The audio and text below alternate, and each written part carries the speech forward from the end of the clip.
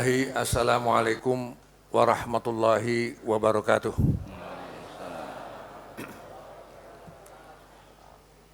Alhamdulillahi wahdah, sadaqa wa'adah, wa nasara abdah, wa a'azza jundah, wa hazamal ahzab wahdah. Wassalatu wassalamu ala rasulillah, addal amanah, wa balagur risalah, wa nasahal ummah, wa jahada fi sabilihi haqqa jihadih, wa ala alihi wa ashabihi wa man tabi'ahu bi ihsan ila yaumil qiyamah, amma ba'd. Ma'asyiral muslimin, zumratal mu'minin, rahimakumullah, as'adakumullahu naharukum. Paham tuh Pak? Bahasa Arab. Bahasa ahli surga. As'adakumullahu naharukum. Semoga Allah membahagiakan siang Anda sekalian. Ya, paham sekarang ya. Saya wajib bersyukur kepada Allah Subhanahu wa Ta'ala telah diizinkan, ditakdirkan bisa hadir pada hari Ahad. Bukan hari Minggu ya, hari Ahad ya. Ahad, Senin, Selasa, Sabtu semuanya bahasa Arab, bahasa ahli surga ya. Kita tinggalkan istilah Minggu, pada hari Ahad pagi ini saya bisa hadir di tengah-tengah saudara saya se-Islam, seiman, setakwa insyaallah ya, dalam rangka sama-sama mengamalkan perintah Allah yang fardu ain, yaitu menuntut ilmu. Thalabul ilmi faridatun ala kulli muslimin. Mudah-mudahan kita dapat pahala menuntut ilmu ini dan mudah-mudahan mendapat barokah dari menuntut ilmu yang ikhlas ini, karena ada hadis yang menjelaskan malaikat yang bersimpang siur di sekitar kita ini melihat ada majlis zikir artinya majlis ilmu ya, mereka berhenti kemudian mendoakan, ya Allah ampunilah semua dosa orang yang hadir di majlis ilmu ini. Yang mendoa malaikat, makhluk yang suci. Insya Allah dikabulkan oleh Allah Subhanahu wa Ta'ala. Mudah-mudahan kita keluar dari majlis taklim ini, dosa kita sudah diampuni semua yang sudah liwat-liwat. Yang belum, jangan bikin lagi. Kemudian ada hadis yang mengatakan, man kharaja fi talabil ilmi fahuwa fi sabilillahi hatta yarji'a. Siapa saja yang keluar dari rumahnya niat mau ibadah menuntut ilmu yang fardu ain itu, dia berada fi sabilillah, di jalan Allah sampai dia pulang. Insya Allah saya dari Jakarta ya, pahala saya lebih besar daripada yang dari Semarang karena lebih jauh. Kemudian yang dari Singapura, ada yang dari Singapura Pak ya? Ya, ada yang dari Sumatera, dari pulau-pulau lain, pahalanya lebih banyak lagi daripada pahala saya. Mudah-mudahan kalau saya ikhlas, pahala saya juga lebih dari semua. Karena saya bukan pahala nuntut ilmu saja, tapi pahala mengajarkan ilmu. Kalau saya ikhlas, kalau saya tidak riak ya, sebagai orang yang ngajar tidak riak, insya Allah dapat pahala yang lebih banyak daripada yang menuntut ilmu. Kun aliman, au muta'alliman, au mustami'an, au muhibban, wala takun khomisan. Jadilah orang yang alim, berilmu, kemudian dia mengajarkan ilmunya, au muta'aliman, kalau tidak mengajar ya menuntut ilmu, belajar. Kalau tidak belajar, mustami'an, menjadi pendengar saja. Datang, duduk, senderan, ngantuk, dapat pahala 1000 rakaat. Hanya mendengar saja, dia tidak paham. Seperti mendengar orang pidato bahasa India. Au muhibban, atau sebagai penyuka, pecinta majlis taklim. Dia tidak bisa datang, dia cinta pada majlis taklim, dia kirim dana, infak, sumbangan, simpati, mendukung dan sebagainya, itu muhibban. Ya, ngefan ya, menjadi fans daripada MTA. Dia tidak hadir di sini tapi didengarkan di TV dan sebagainya. maka timbul rasa simpati kepada MTA, kepada pengajian ini, itu namanya muhibban, golongan yang keempat. Aliman, muta'aliman, mustami'an, muhibban. Wala takun khomisan, jangan menjadi orang yang golongan kelima, yaitu orang yang anti kepada pengajian. Tidak suka kepada pengajian. Ada orang yang ceramah diturunin dari podium. Ya, saya pernah itu. Ya, di Semarang itu diundang ceramah, tahu-tahu ada surat dari organisasi tertentu, organisasi Islam. Ya, kirim surat sama Kapolsek supaya saya tidak boleh ceramah di muka umum. Padahal acaranya tablik akbar. Suratnya itu asar, saya harus ceramah habis Isya. Saya sudah sampai Semarang, panitia mengatakan, Ustadz, ceramahnya dipindah ke dalam kampus. Dalam kampus dipindah waktu yang dekat, nanti nggak ada yang datang, saya bilang. Akhirnya saya bersedia untuk dia ceramah, pulang lagi ke Jakarta. Saya dikasih honor ya oleh panitia, karena ini yang mengadakan kampus. Akhirnya honornya saya bagi-bagi kepada panitia yang mahasiswa itu. Ya. Tidak bekerja tapi dikasih upah. Alhamdulillah. Yang menurunkan saya, yang melarang saya ceramah itu bukan orang kafir, ya, bukan orang musyrik, bukan penganut agama lain, tapi justru sesama Muslim. Nah, itu pernah saya alami sendiri di Semarang. Ya. Jadi wala takun khomisan, jangan menjadi orang yang pembenci pengajian. Apalagi anti pengajian, anti Islam, anti agama. Dan musuh Pancasila yang terbesar adalah agama. Dari agama-agama itu yang paling besar Islam. Nauzubillah min dzalik. Padahal beliau juga agamanya Islam, Muslim, ya, Muslim juga. Inilah problem dalam soal menuntut ilmu. Saya sering mengatakan kepada jamaah saya di pesantren Husnayain, namanya Husnayain. Jangan keliru dengan Hunsayain ya, bahaya itu. Hunsa itu lain dengan Husna. Ini Husnayain. Banyak orang karena dia nggak biasa menyebut lafaz-lafaz Arab yang sulit, dia bilang pesantren Hunsayain. Loh, Hunsayain, jangan. Hunsa itu artinya LGBT. Husnayain ya, Husnayain. Jadi saya memang orang pesantren, ya, tamat SMP masuk pesantren di Gontor, ya. Tahun 65 sudah tamat. 1965 ketika Gestapo PKI itu saya sudah tamat. Tahun 65. Makanya umur saya sekarang sudah 73 tahun, alhamdulillah. Lebih hebat dari Nabi Muhammad, umurnya aja ya. Nanti saya diprotes lagi kan. Kayak Ibu Sukma kan. Tidak, lebih hebat karena umur saya 73, Nabi Muhammad 63. Nah, saya diuji oleh Allah Subhanahu wa taala, dikasih umur lebih dari Nabi Muhammad, apa yang kamu bisa pertanggungjawabkan dengan umur itu? Sebetulnya saya sudah mau pensiun, mau berhenti dari gerakan dakwah, gerakan apapun lah. Mau tinggal di pesantren saya yang di kaki Gunung Salak. Tahu-tahu Perdana Menteri Malaysia Mahathir Mohamad umurnya sudah 92 tahun. 92 tahun masih jadi orang pertama di Malaysia, Perdana Menteri.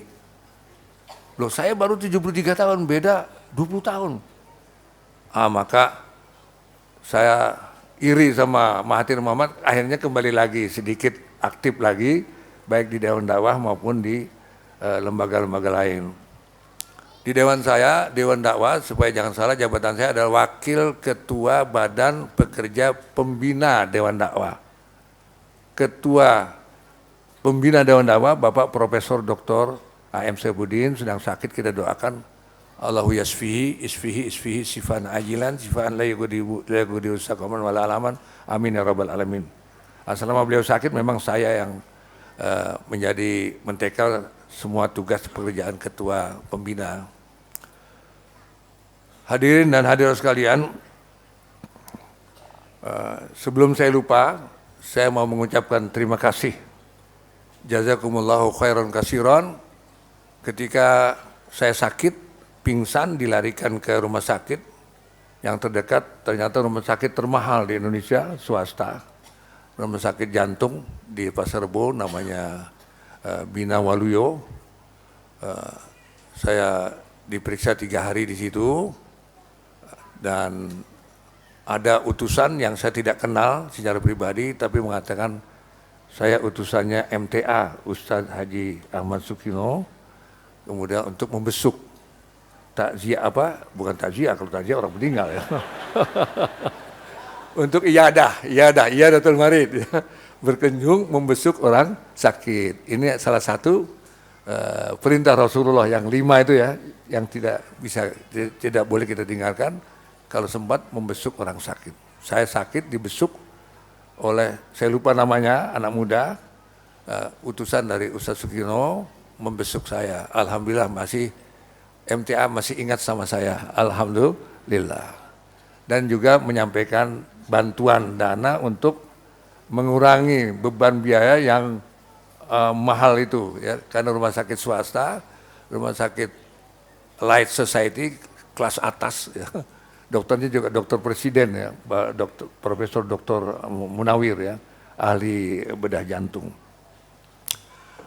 Yang kedua, di samping saya terima kasih atas itu, saya juga bersyukur kemarin sore telah disampaikan sama Ustadz bisa berkunjung ke Pondok Pesantren Majelis Tafsir Al-Quran di Karanganyar.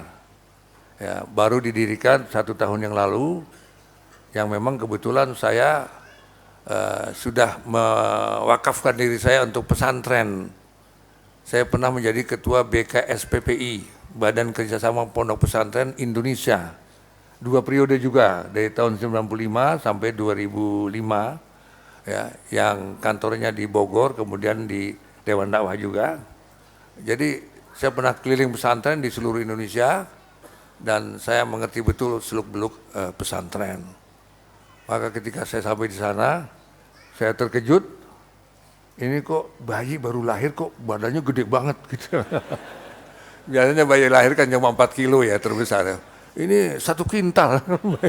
Ini bagaimana ibunya nih kan, lahir kok udah punya tanah 10 hektar, punya masjid begitu megah gitu ya, punya asrama, punya ruang kelas baru dibangun, insya Allah 3 bulan lagi jadi, itu 30 ruang kelas. Satu kelasnya ukurannya 8 kali 9 meter. Ya. Saya kelas di pesantren saya cuma 6 kali 8, ini 8 kali 9, Masya Allah, bisa main pingpong di dalam kelas itu. Bisa main petak umpet ya. Saya sangat bersyukur bahwa MTA sudah mendirikan, membuka secara formal resmi lembaga pendidikan yang memang cocok buat umat Islam Indonesia. Ya, karena pemerintah tidak akan mampu mendirikan pondok pesantren. Kalaupun mampu mendirikan pondok pesantren, nggak ada yang masuk, Pak. Jadi memang jasa umat Islam yang terbesar sebetulnya adalah pondok pesantren, sudah ada sebelum Indonesia merdeka. Pondok pesantren di tepi-tepi hutan, di desa-desa yang jauh dari pusat pemerintahan penjajahan Belanda. Disitulah pondok pesantren melahirkan calon-calon pemimpin yang kemudian berjuang untuk kemerdekaan Republik Indonesia. Jadi NKRI itu adalah hasil jeripaya perjuangan lembaga yang namanya pondok pesantren.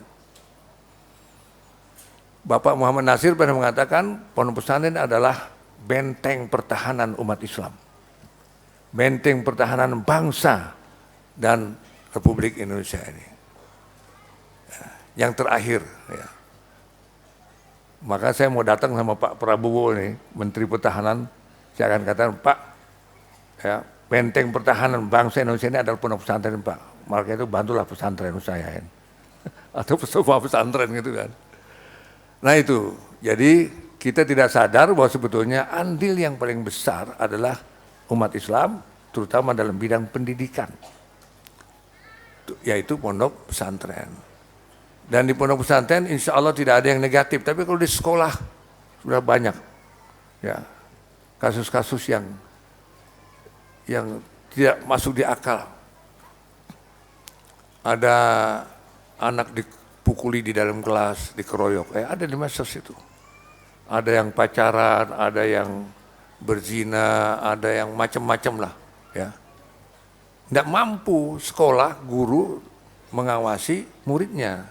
Tapi pondok pesantren, alhamdulillah, ya, kalaupun ada sangat minim dan sangat kecil sekali. Maka sebetulnya wali murid yang memasukkan anaknya menjadi santri pondok pesantren itu harus bersyukur karena sangat murah, 24 jam diawasi, dididik, diasuh, dilatih. Di pondok pesantren wajib sholat jamaah 5 waktu. Di rumah anak kita susah kita, ya, orang bapaknya aja nggak jamaah. Bagaimana mau nyuruh anaknya jamaah kan? Nah, dan selesai sholat jamaah di pondok pesantren, anak kita itu berdoa. Rabbi firli waliwa lidaya warhamhuma kama rabbayani shaghira. 5 kali berturut-turut setiap hari anak kita mendoakan kita sebagai orang tua. Ya. Padahal Nabi Muhammad mengatakan idza mata ibnu adama in qata'a amaluhu illa min salasin shadaqatin jariyatin aw ilmin yuntafa'u bi aw waladin sholihin yad'u lahu.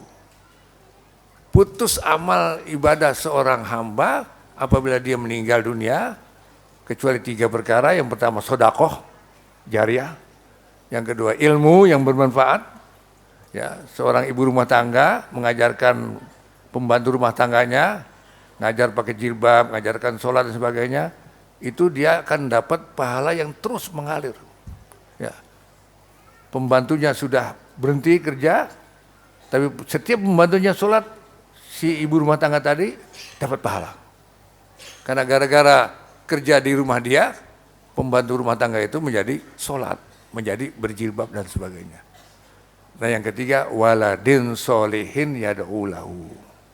Hadis menjamin anak yang soleh mendoakan orang tuanya diterima oleh Allah Subhanahu wa ta'ala. Bagaimana 5 kali 1 hari 1 malam, subuh-subuh sudah mendoakan, ya Allah berilah kasih sayang kepada kedua orang tuaku.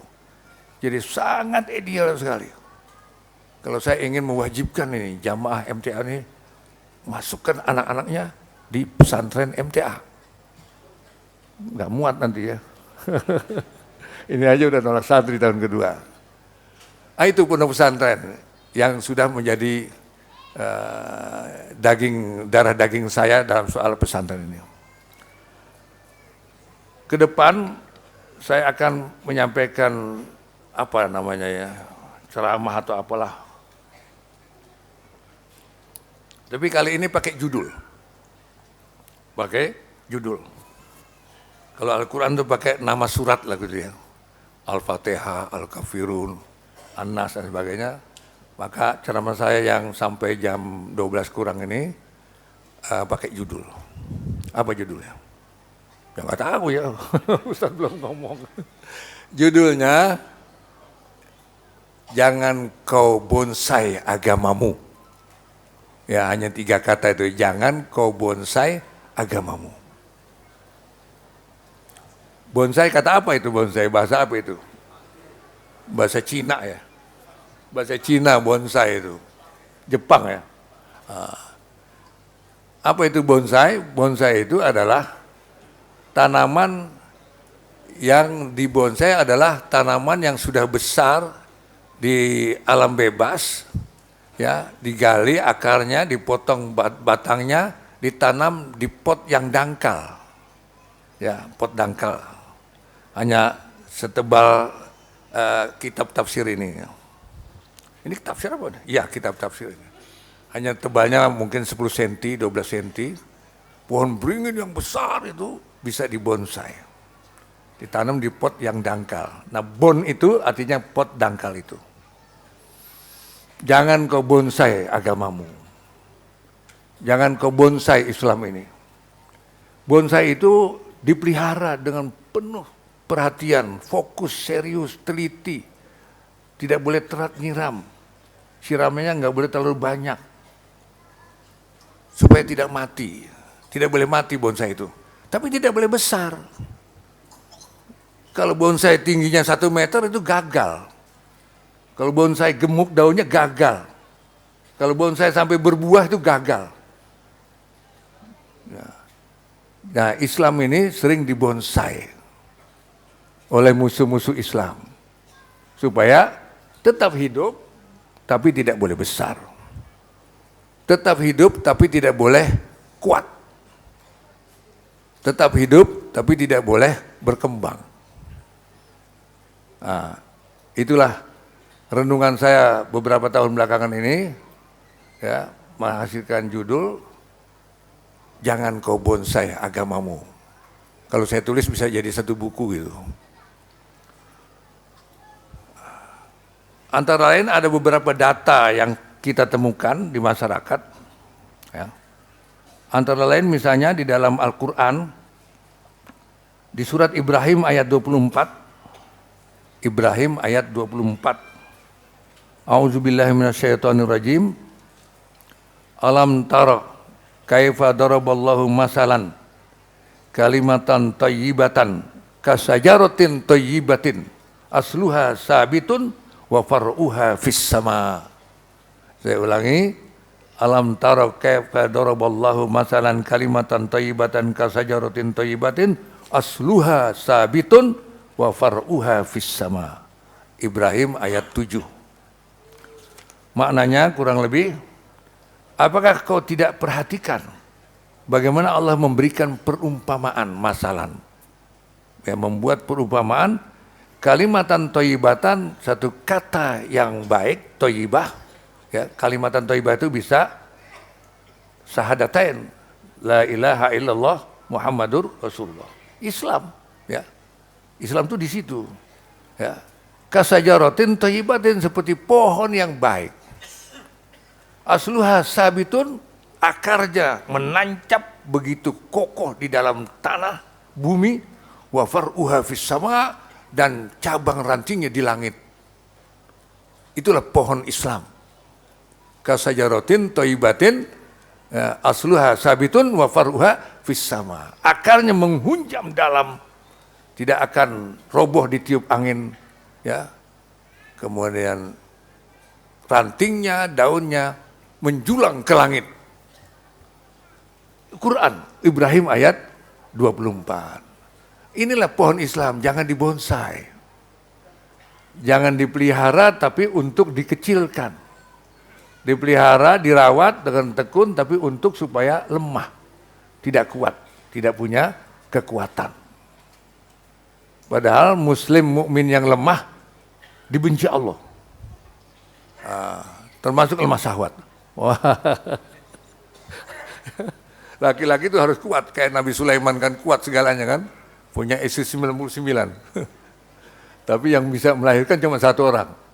Nah, ada hadis itu yang mengatakan al-mu'minul qawiyyu khairun wa ahabbu ilallahi minal mu'minid dhaif. Orang mukmin yang kuat lebih baik dan lebih dicintai oleh Allah daripada orang mukmin yang lemah. Kuat apanya? Lemah apanya? Kuat segalanya, lemah segalanya. Pertama kuat iman. Nah, kuat iman.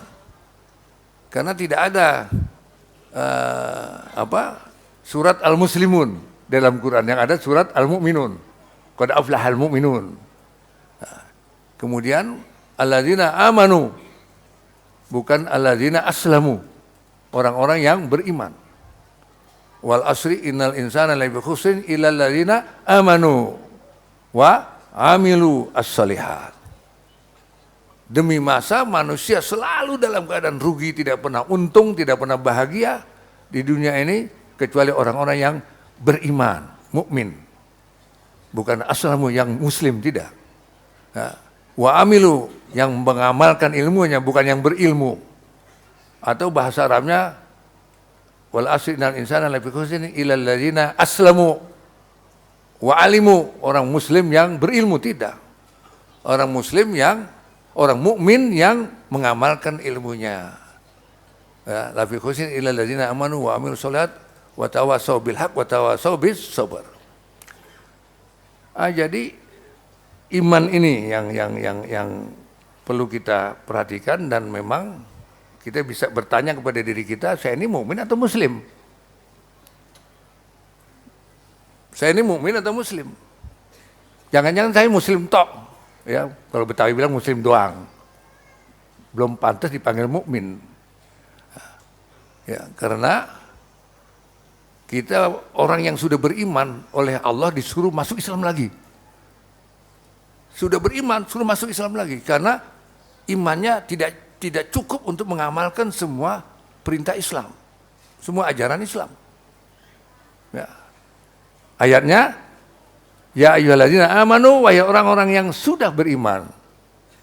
Fi'il madhi itu past tense, kata kerja lampau, sudah beriman. Udkhulu, masuk lagi. Fisilmi, ke dalam agama Islam. Ya. Wala tattabi'u khutuwati syaitan innahu lakum aduwwum mubin. Wahai orang-orang yang sudah beriman, masuk lagi ke dalam agama Islam secara kafah, secara totalitas. Kamu sudah punya iman, tapi imannya cukup hanya untuk sholat. Imannya cukup hanya untuk saum.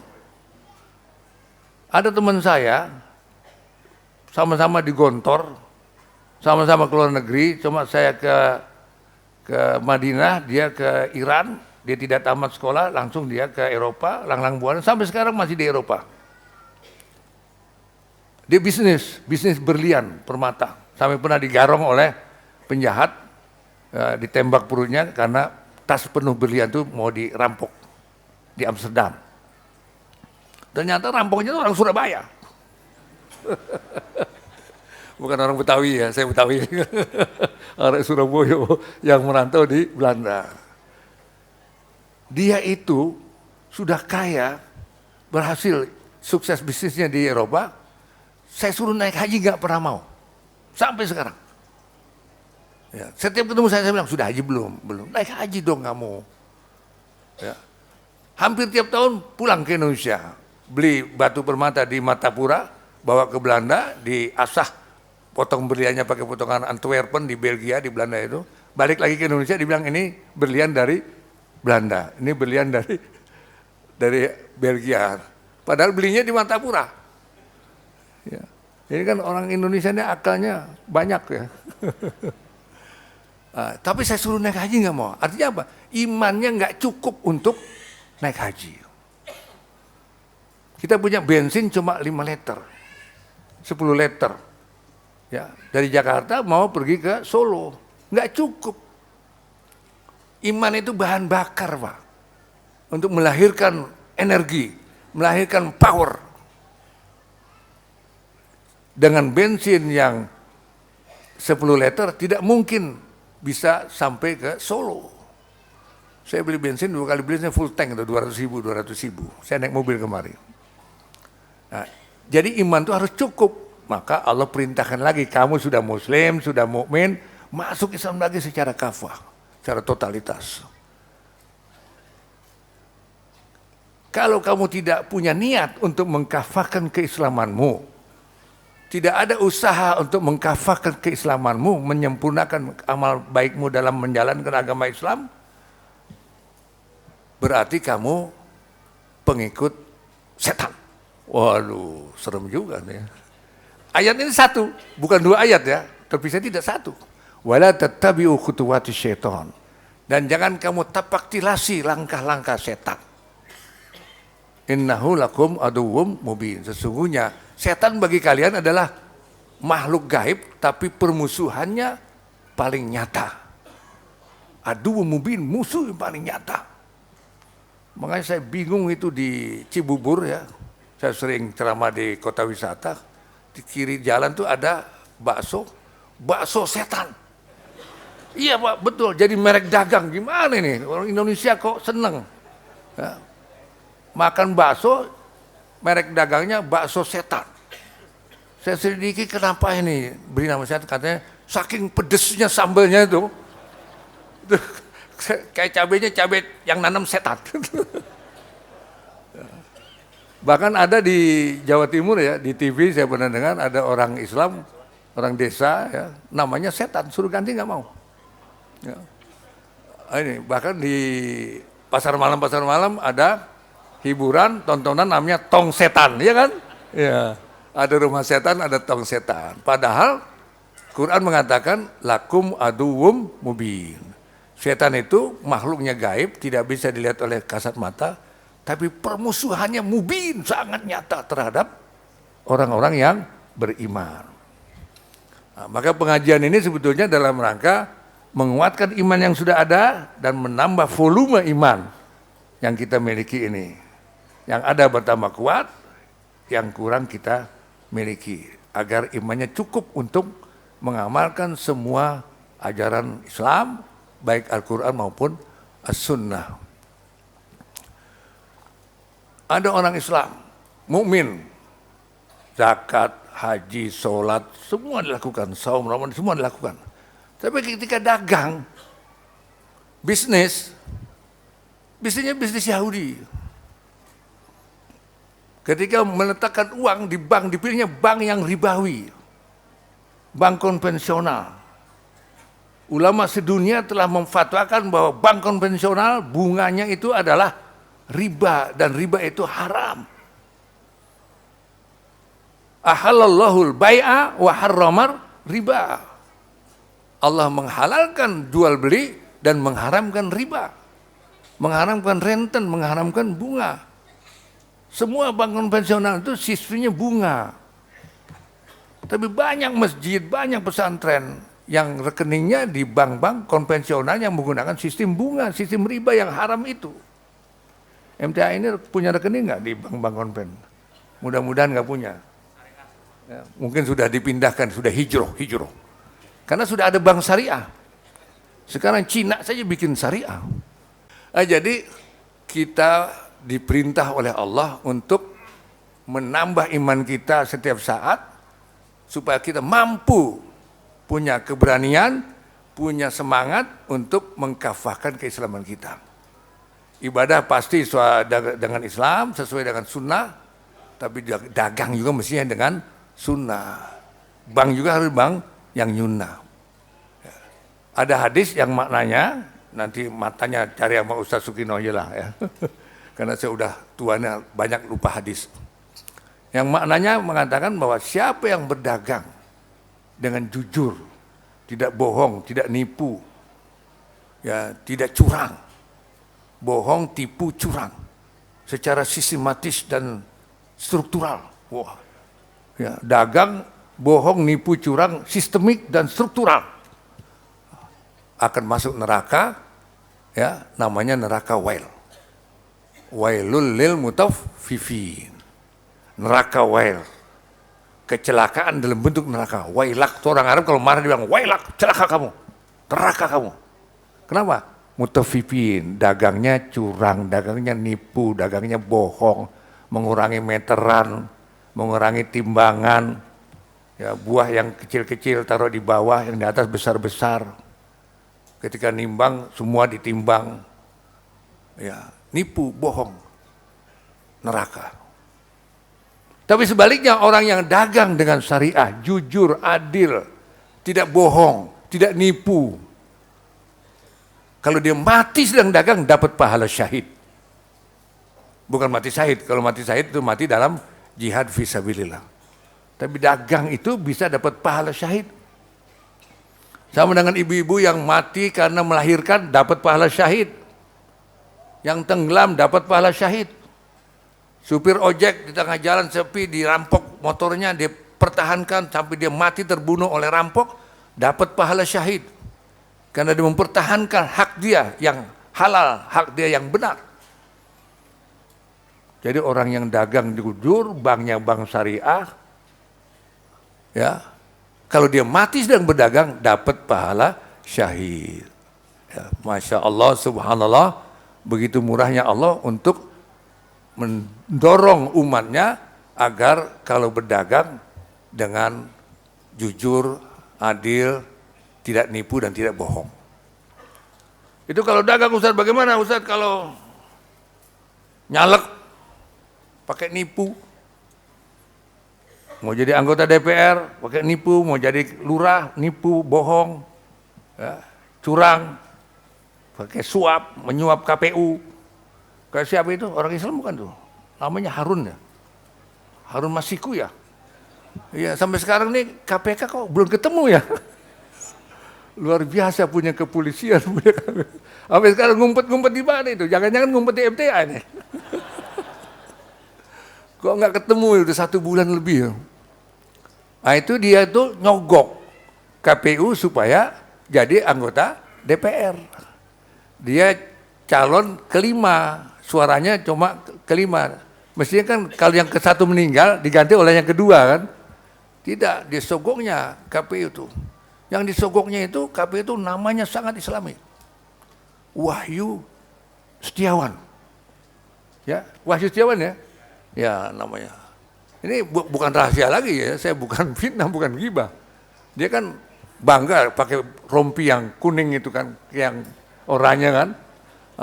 Itu orang KPU. Ditahan karena menerima suap. Janjinya berapa juta? 900 juta. Subhanallah, 900 juta. Sekarang yang mau ditangkap ini kabur. Nah, itu kan curang, itu kan suap. Kira-kira kalau nanti dia jadi anggota DPR karena nyuap, karena curang, karena nipu, gajinya itu halal nggak? Gajinya? Murid aja bilang haram, apalagi guru ya. Wailul lil mutaffifin. Kalau Anda nyalon jadi gubernur, nyalon jadi presiden, nyalon jadi wakil presiden, ya, curang, nipu, bohong, gajinya halal haram. Nah, dalilnya Al-Quran. Wailul lil mutaffifin. Saya nggak nyebut nama ya, Anda saya bilang, Anda jadi wakil presiden misalnya kan, curang, nah, halal nggak? Jadi, subhanallah, kita butuh tambahan iman. Dari pengajian, baca tafsir, baca hadis, untuk menguatkan iman kita, agar kita bisa menjalankan semua ajaran Islam. Bukan parsial, tapi kafah, totalitas.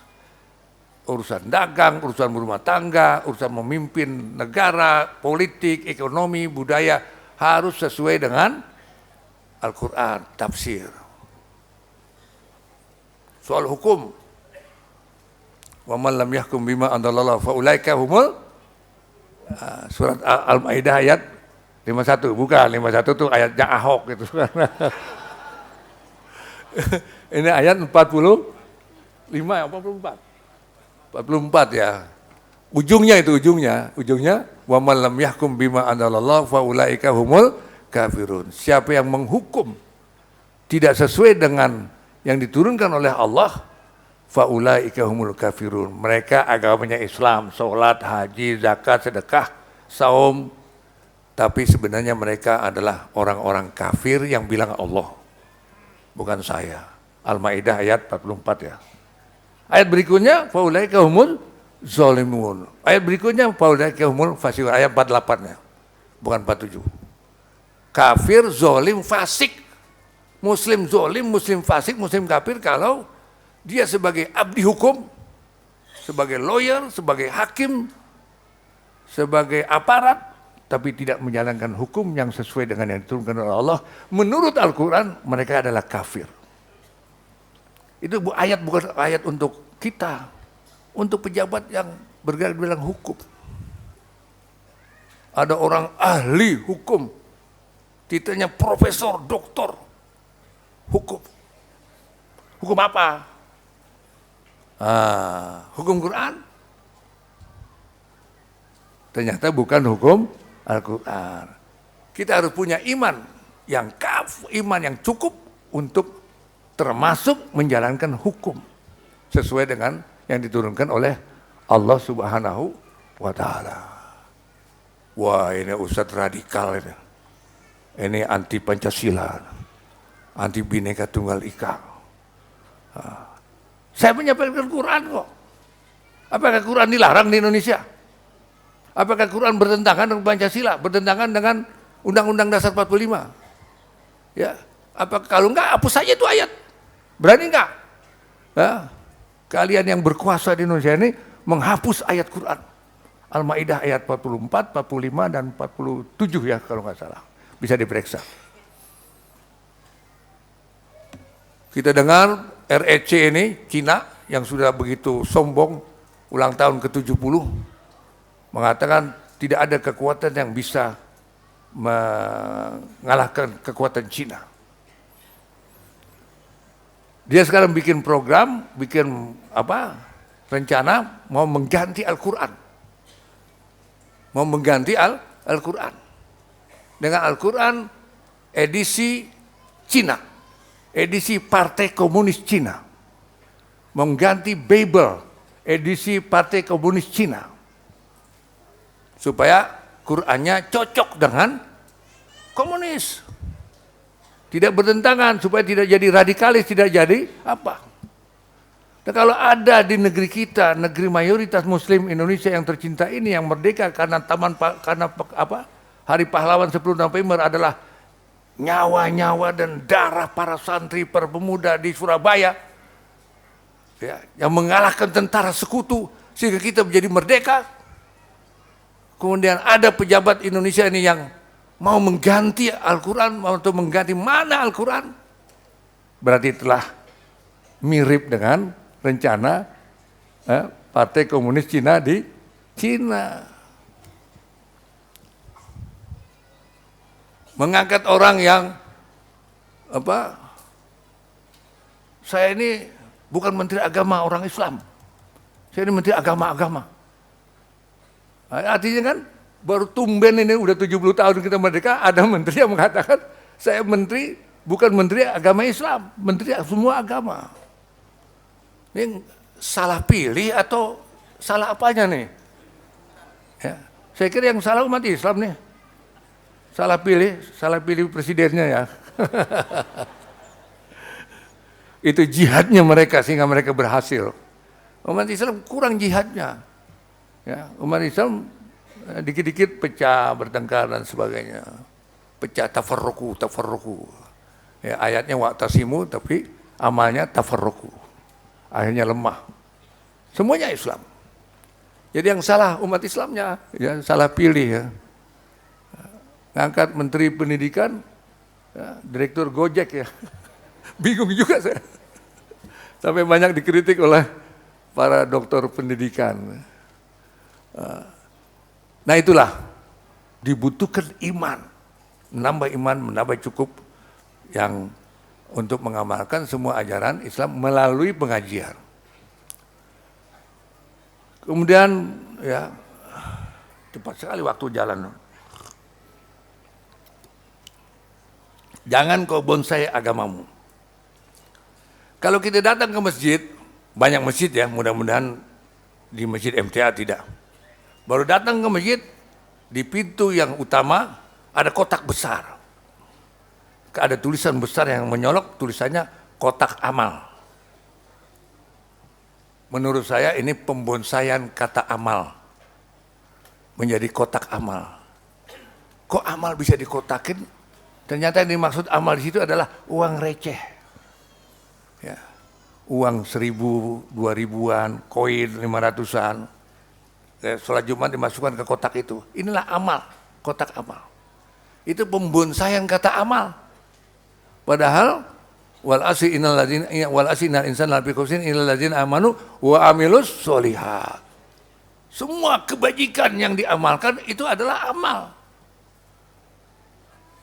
Yang salah apanya? Yang salah yang ada di kepala para pengurus masjid. Nggak ngerti ya. Sehingga ini amal.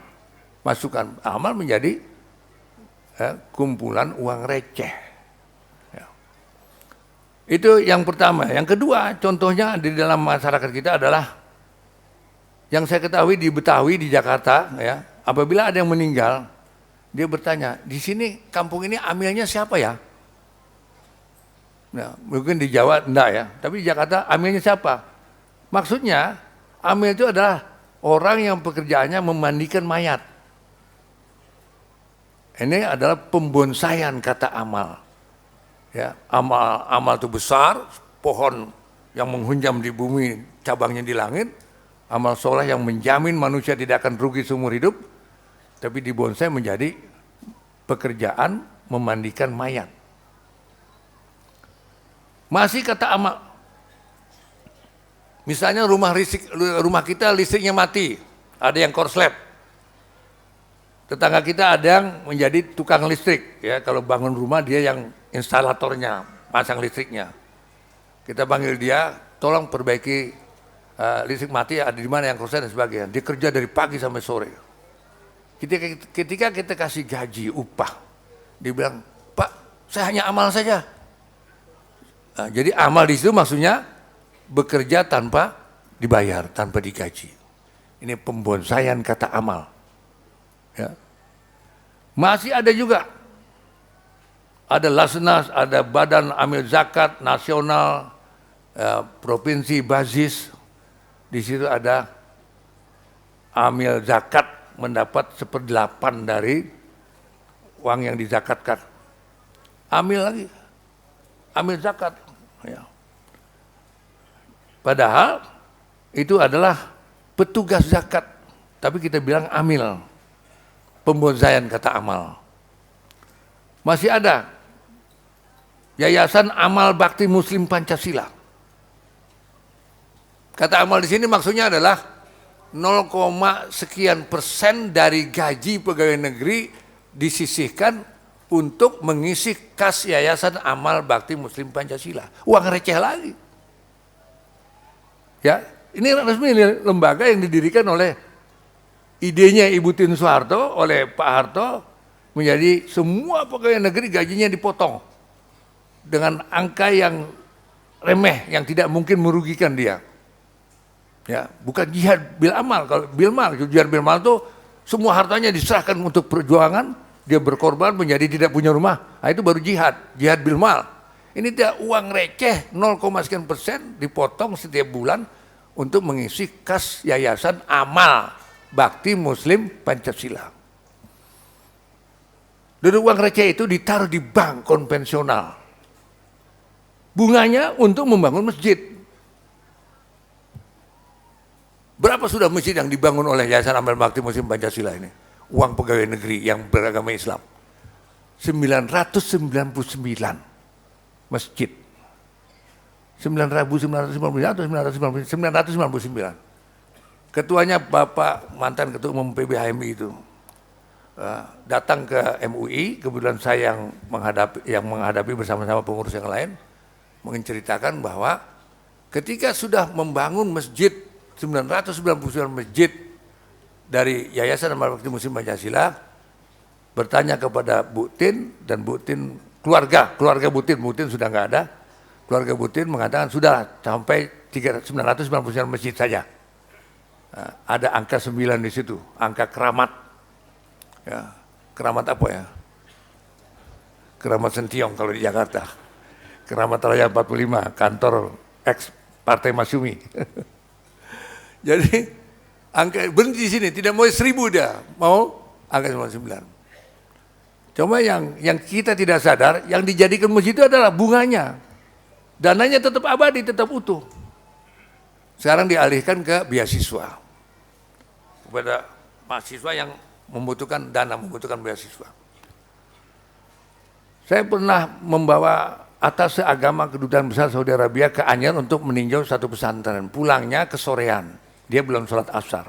Kira-kira jam 5 ditanya, ya Khalil, fain masjid. Nanzil suaya ini bukan nusalil asar.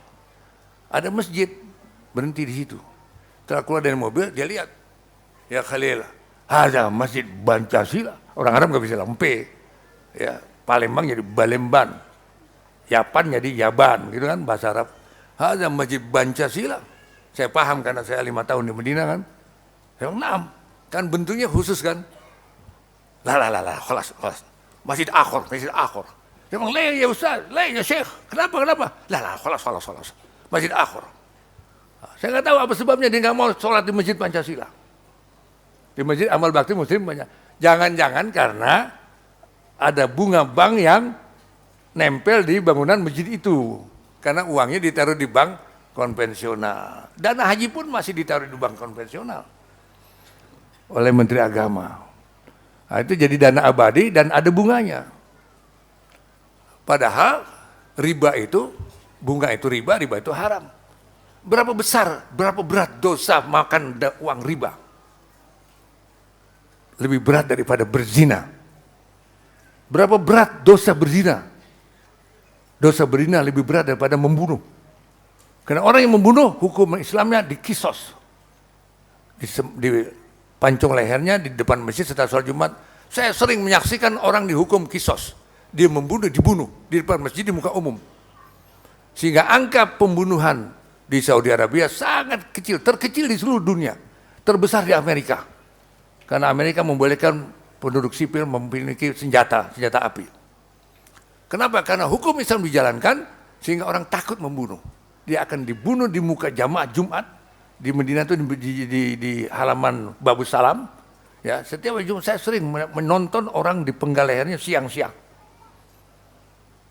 Tetapi orang yang makan riba, orang yang berzina, hukumannya ya, kalau dia berzina dan dia sudah muhson atau muhsonah perempuan, sudah punya istri atau pernah kawin, tangannya diikat ke belakang, matanya ditutup, badannya dipendam di tanah, disediakan batu setumpuk segede telur asin. Ada telur manis enggak? Kalau ada segede telur manis lah ya. Yang asin melulu. Siapa yang lewat wajib melontar, seperti melontar jamroh ketika naik haji di Mina. Siapa yang lewat saya hadir wajib melontar. Sebagai eksekutor orang yang berzina pada dia punya istri, berzina pada dia punya suami. Berapa lama? Sampai mati. 1 hari nggak mati, lontar lagi. 2 hari, 3 hari. Sampai mati. Artinya apa? Dosa berzina lebih berat daripada dosa membunuh. Membunuh beberapa detik selesai. Sekarang orang yang makan uang riba, menurut hadis Rasulullah SAW, dosanya sama dengan orang yang menzinai ibu kandungnya. Sudah menjadi pengikut pengajian MTA yang tetap, tapi uangnya masih di bank konvensional yang ribawi, taruh deposito, ya, deposito berjangka 1 tahun 2 tahun, bunganya dimakan, berdosa sama dengan menzinai ibu kandung. Menzinai orang lain saja dosanya lebih berat daripada dosa membunuh, apalagi menzinai ibu kandung sendiri, itu dosa riba. Ahalallahul bai'a wa harramar riba.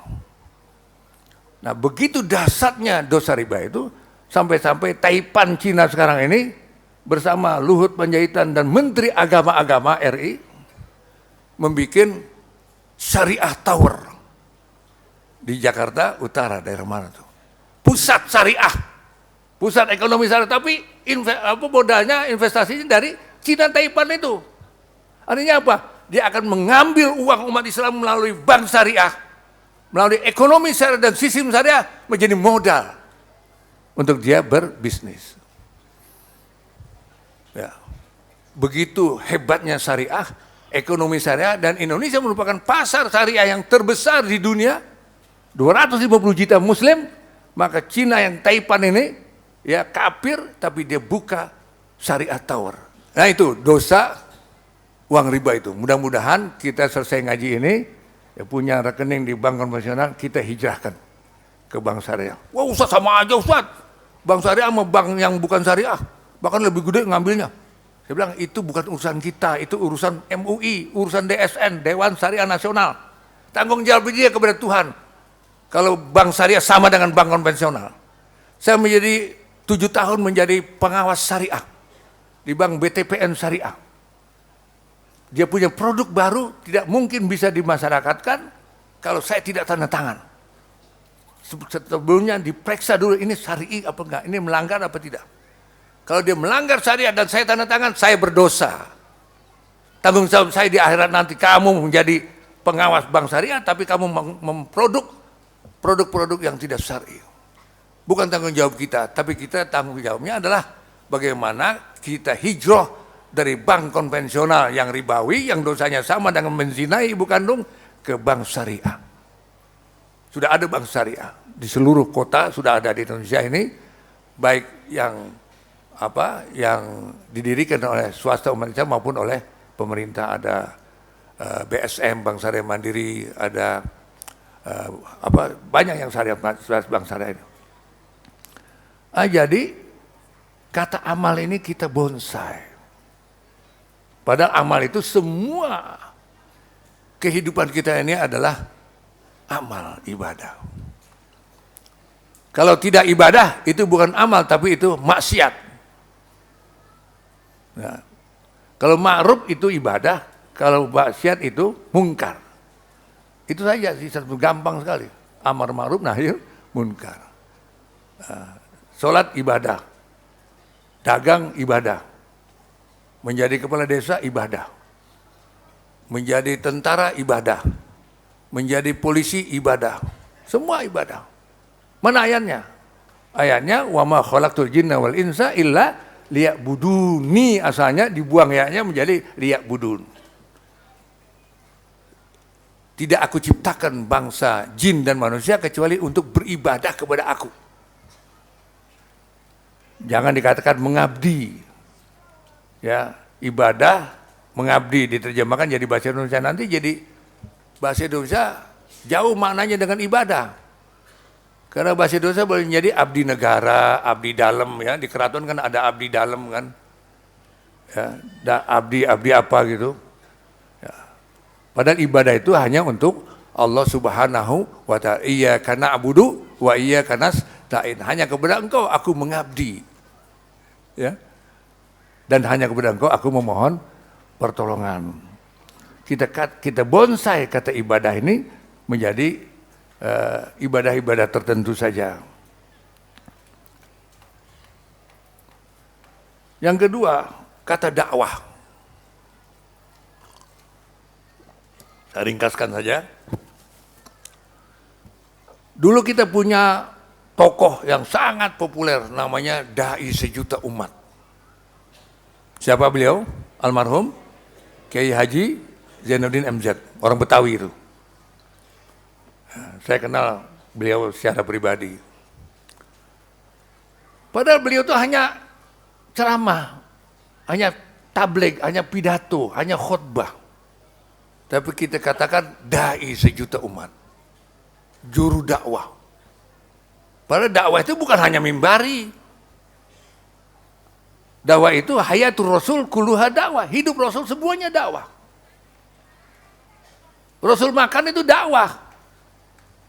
Saya pernah menyaksikan salah seorang ketua MUI pusat minum tangan kiri, ya, makan tangan kiri. Tidak sesuai dengan uswah Rasulullah. Bahkan ada hadis yang mengatakan inna syaitona ya'kulu wa yasrabu bisimalihi. Tapi kiai ketua MUI minum tangan kiri, makan tangan kiri, duduk di samping saya. Saya sikut sekjen. Saksi ya, ente ketua kita minum tangan kiri. Ya, sekarang jadi salah seorang ketua atau sekjen. Ya, beliau jadi saksi bahwa ada ketua MUI pusat yang minum tangan kiri. Padahal hadisnya mengatakan setan itu. Ini setan dalam bentuk kiai ini. Setan menyusup ke MUI. Ya. Setannya bukan ceramah, setannya minumnya. Ketika dia minum setan ya. Ketika dia ceramah kiai.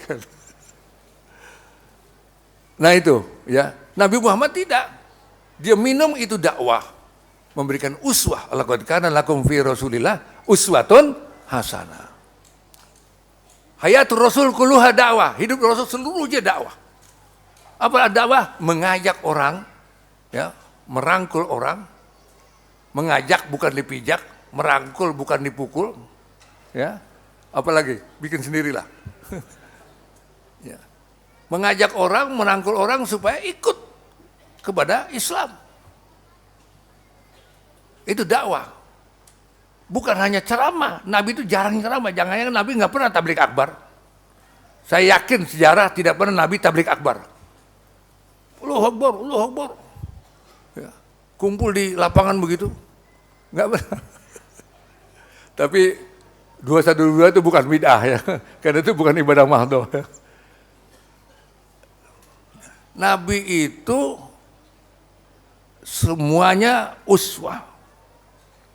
Dia tidur uswah, karena mengajarkan orang bagaimana cara tidur, baca doa, doanya apa. Bangun tidur juga demikian, semua. Berperang juga dakwah. Jadi dakwah itu bukan hanya ceramah, bukan hanya khutbah, bukan hanya mengajak orang masuk Islam, dakwah ke pedalaman dan sebagainya, bagi-bagi sembako, tidak. Semuanya kehidupan kita ini bisa kita jadikan alat dakwah. Rasulullah berdakwah cuma 23 tahun. Dari seluruh jazirah Arab penduduknya masuk Islam. 13 tahun sebelum hijrah, 10 tahun setelah hijrah.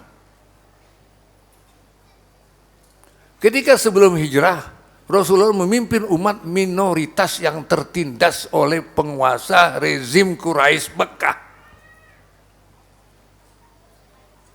Minoritas tertindas. Ada yang masuk Islam ditangkap, disiksa. Bilal dijemur di terik matahari, ditindih batu, dipukul cemeti. Untung dibeli oleh Abu Bakar, kemudian menjadi muazzinur Rasul Bilal. Apakah Nabi Muhammad berhenti berdakwah karena minoritas, karena tertindas, karena zalim dan tidak punya kekuatan apa-apa untuk melawan? Tidak. Sampai pemerintah rezim Quraisy Mekah itu mengadakan embargo terhadap umat Islam. Tidak boleh keluar daripada Syib Ali, tidak boleh berdagang, tidak boleh menjawab salam, tidak boleh kawin, tidak boleh nikah, tidak boleh bergaul. 3 tahun Nabi Muhammad lapar, perutnya diganjil dengan batu. Menahan lapar. Sahabat ingin makan sayur sop, terompah yang sudah usang dicuci, dibersihkan, direbus supaya kuahnya terasa kuah daging begitu. Sekarang saya tanya di Indonesia ini, ada nggak kiai, ulama, ya, pemimpin Islam yang lapar karena dakwah sampai mengganjil perutnya dengan batu? Itu dilakukan oleh Nabi Muhammad 3 tahun di Syib Ali.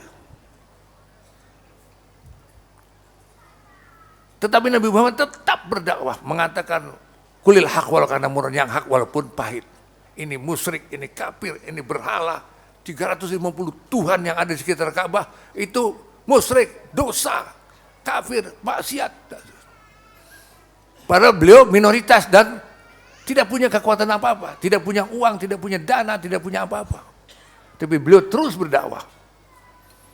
Rezim Quraisy Mekah akhirnya putus asa.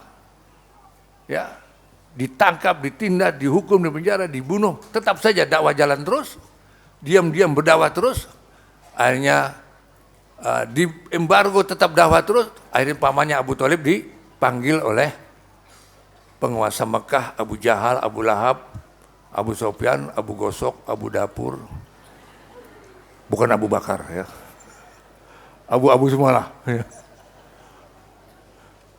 Apa yang ya? Abu Thalib, bukan Abu Thalib. Abu Thalib pamannya Nabi, yang mencintai Nabi, membesarkan dari kecil. Kalau ponakanmu itu mau kekuasaan, kami angkat jadi raja, langsung, nggak pakai pemilihan, nggak pakai pilraj, pemilihan raja, bukan wakil raja, raja langsung. Jadi, kalau dia mau, asal berhenti dakwah, mengatakan kami kafir, kami musyrik dan sebagainya. Kalau dia mau istri yang cantik, kami adakan kontes. Kami kumpulkan gadis-gadis perawan-perawan di seluruh Mekah yang tercantik, kami berikan Muhammad untuk dijadikan istri. Kalau Muhammad menjadi orang kaya, kami kumpulkan harta kami berikan kepada dia. Asal berhenti dakwah. Begitu Abu Thalib sampaikan kepada ponakannya Muhammad, apa jawab Nabi Muhammad? Kira-kira kalau ulama Indonesia ditawarin begitu gimana? Langsung cium kakinya, sujud syukur. Wah, salamannya juga nggak berani begini, berani begini kan. Lihat nggak di medsos? Ada ulama yang salaman begini kan. Karena dijanjikan calon, baru calon gitu kan. Ini jadi langsung. Ya. Nabi Muhammad apa jawabnya? Beliau jawab yang mengejutkan seluruh rezim Quraisy Mekah dan termasuk Abu Thalib sendiri, jawaban beliau adalah law wada'us syamsa fi yamini wal qamara fi yasari lan atruka hadzal amra au ahlika duna. Kalaulah mereka mampu meletakkan matahari di tangan kananku dan bulan di tangan kiriku, aku tidak akan pernah meninggalkan dakwah ini. Aku tidak akan pernah menjual agamaku. Aku tidak akan pernah menjual akidahku. Aku tidak akan pernah menjual ayat Quran, hadis Nabi. Atau aku mati binasa karena dakwah. Au ahlika duna. Itu jawaban Nabi. Abu Thalib timbul menjadi sayang, bangga punya ponakan seperti Nabi Muhammad Sallallahu Alaihi Wasallam. Sampaikan kepada rezim penguasa Quraisy yang zolim, yang musyrik, yang kafir itu, akhirnya mereka sudah tidak ada lagi yang mereka bisa lakukan. Kemudian mereka umumkan sayembara. Sayembara, siapa bisa menangkap Muhammad, hidup atau mati, dapat hadiah 1000 Toyota. Toyota Alphard. Ya. Dulu belum ada Toyota, Onta. Kalau sekarang tuh Onta tuh Toyota. Toyota dari Jepang, bukan dari Mekah. Ya. 1000 onta. Mati, hidup atau mati terserah. Mau diapain terserah. Yang penting kamu bisa menangkapnya. Maka 40 kabilah mengutus pemuda-pemuda ahli berkelahi, ahli pedang, ahli panah, ahli khanjar, belati dan sebagainya, ahli gulat, untuk ikut audisi supaya masuk tim pemburu Muhammad. TPM, tim pemburu Muhammad. Ini kayak KPK membuat tim pemburu Harun Masiku ya. Tim pemburu ini 40 orang dari 40 kabilah.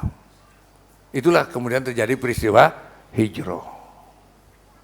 Tidak berhasil menangkap Nabi Muhammad Sallallahu Alaihi Wasallam. Disitulah Allah turun tangan. Allah memenuhi janjinya mengatakan, intan surullah yansurkum wa yusabbit aqdabakum.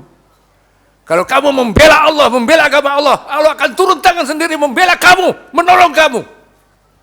Allah berjanji akan membela orang-orang yang mukmin, bukan yang sekedar muslim. Kalau mukmin nggak akan menjual ayat, nggak akan menjual akidah, nggak akan menjual ideologi, nggak akan menjual agama. Kalau dia mukmin, akan dibela oleh Allah. Masalahnya kita ini berjuang untuk Islam, bikin ormas, bikin lembaga, bikin pengajian, bikin pesantren, ya. Seringkali niatnya bukan karena Allah, maka Allah tidak bela. Bahkan ada ayat yang lebih aksiomatik, lebih ekstrim. Allah katakan, intan surullah yansurkum wa yusabbit aqdamakum. Ayat yang lain, wa kana haqqan alaina nasrul mu'minin. Ya, adalah kewajiban aku untuk memberikan hak orang-orang mukmin mendapat pertolongan dari aku. Wa kana haqqan alaina Allah. Allah mewajibkan dirinya untuk membela orang-orang mukmin. Kalau orang mukminnya membela agama Allah. Nah, ini yang dilakukan oleh Nabi Muhammad, kemudian Allah turun tangan menyelamatkan beliau kepada hijrah ke Yasrib. Suraqah mengejar, Suraqah juga tidak mampu, kudanya tenggelam di pasir, akhirnya Suraqah masuk Islam. Begitulah kalau Allah sudah turun tangan.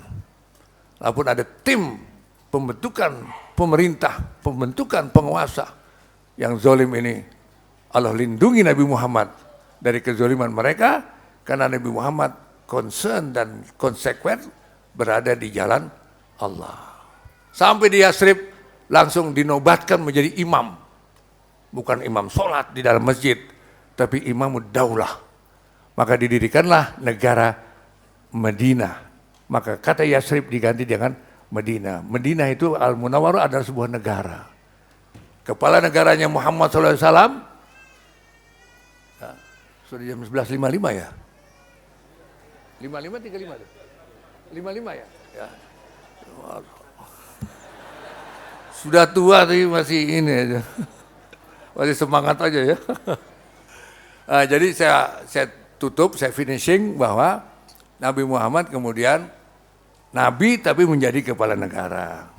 Madinah kota suci tapi menjadi ibu kota negara Madinah, negara kota Madinah. Seperti Kuwait negara kota, ibu kotanya Kuwait, Singapura negara kota, ibu kotanya Singapura. Baru kembanglah negara Madinah ini, akhirnya Nabi wafat setelah 10 tahun memerintah, memimpin negara Madinah, seluruh Jazirah Arab sudah menjadi Islam. Apakah boleh Nabi menjadi kepala negara, Nabi berpolitik, Nabi memimpin peperangan? Boleh. Karena kakaknya Nabi Sulaiman dikenal di barat adalah sebagai King Solomon, raja. Nabi tapi raja. Ya, istrinya 99. Ilmunya bisa memahami bahasa makhluk. Tentaranya termasuk jin ifrit, termasuk burung hudhud. Sampai bisa memindahkan, orang solehnya bisa memindahkan singgasana Ratu Saba ke Yerusalem. Nabi tapi raja, berkuasa, punya tentara yang luar biasa.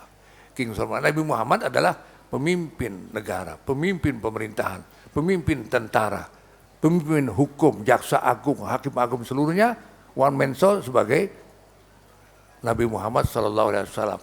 Kita di bonsai, kalau ke Madinah itu beranggap ini kota suci. Ziarah ke Madinah sebagai kota suci, bukan ziarah sebagai ibu kota negara yang dipimpin oleh Muhammad SAW. Sampai dengan khalifah yang keempat, Madinah tetap menjadi ibu kota. Yang kemudian Islam berkembang sampai ke Mesir, sampai ke Jordan, ke Syam dan sebagainya. Ya, Umar itu sudah sampai ke Mesir. Hanya khalifah yang kelima memindahkan Madinah ibu kota ke Damaskus, ke Syria. Mudah-mudahan tertanam di dalam benak kita bahwa Islam itu bukan hanya ngurus ibadah. Ibadah tidak kita bonsai hanya urusan sholat, jawab, zakat, haji, sedekah, tapi ibadah termasuk mengurus negara, mengurus politik, mengurus ekonomi. Ya. Ada 10 orang yang pasti masuk surga keluar dari mulut Nabi. Hadis Abdurrahman bin Auf mengatakan, Abu Bakar fil jannah, Umar fil jannah, Utsman fil jannah, Ali fil jannah, Abdurrahman bin Auf fil jannah, Zubair bin Awam fil jannah, Sa'ad bin Abi Waqqas fil jannah, Zaid bin Sa'id fil jannah. 10 orang pasti masuk surga. Dia bukan ulama yang memimpin doa, memimpin zikir, memimpin istighosah, memimpin rombongan haji. Lumayan setiap jemaah untung $100. Memimpin jamaah umroh. Tidak.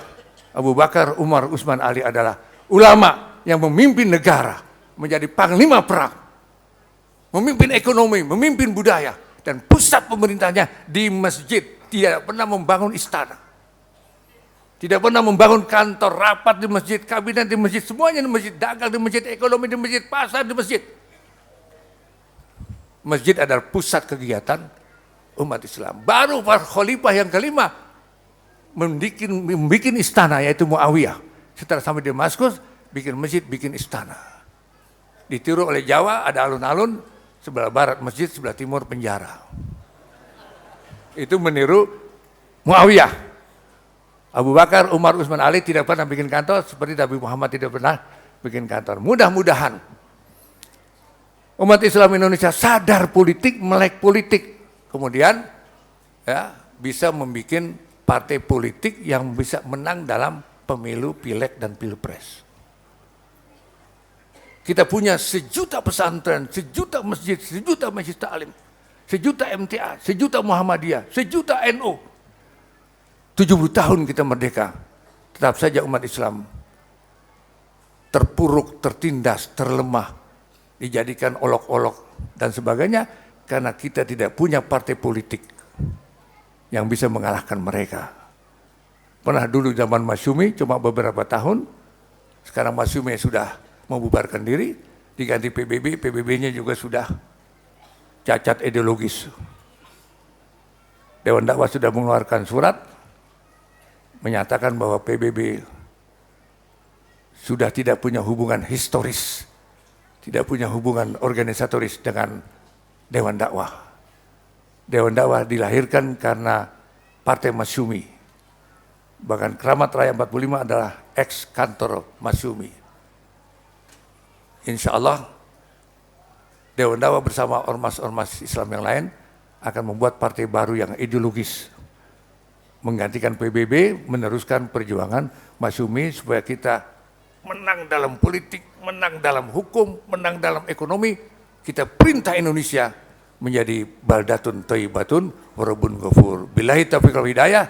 Kurang lebihnya saya minta maaf. Assalamualaikum warahmatullahi wabarakatuh.